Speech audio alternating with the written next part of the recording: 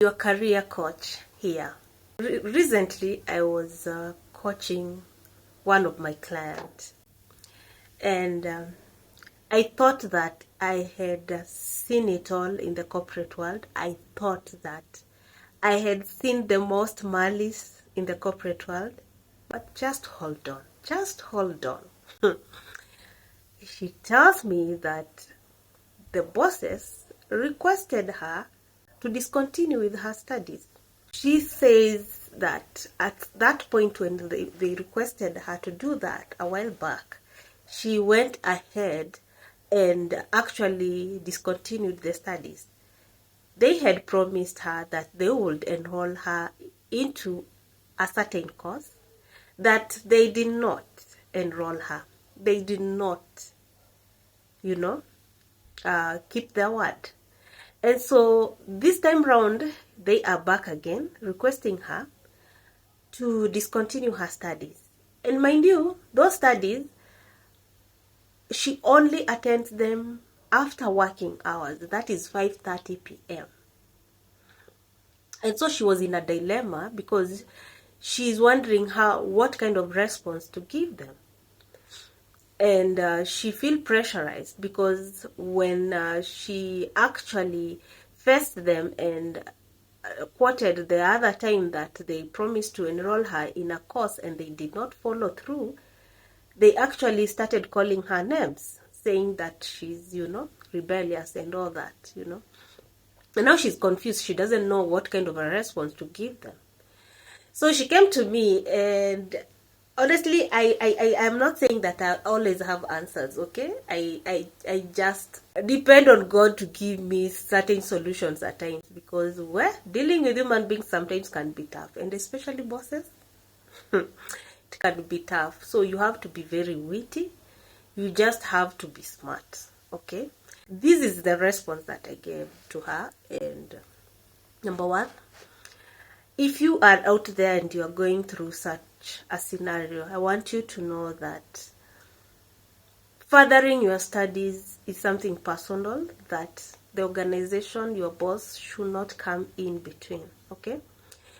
And when I talk about fear in my inspirational messages, when I tell people that God keeps telling us in the Bible, do not be afraid, I tell you, these people they always work on your fear, okay? When you are afraid, then you are going to do whatever they ask you to do. When you do not know your rights, you are going to bow into that pressure. Number one, there's nothing wrong with going to school.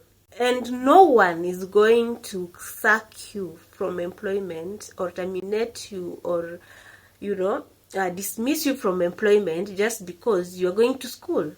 Or probably you have refused to discontinue school. The Employment Act does not support such kind of dismissing employees.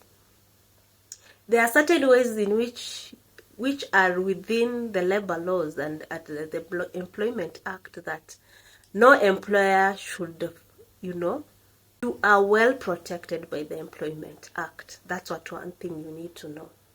Such that when these people come threatening you, manner of sorts, whatever it is, you are confident enough and you are able to stand your ground, okay?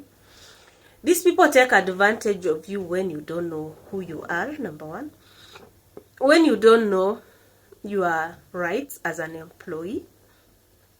And so I gave her that confidence, and I told her not to bow down to such fear, and to know that she's well protected by the Employment Act, and no employer can touch your work status no matter what, just because you have refused to discontinue classes.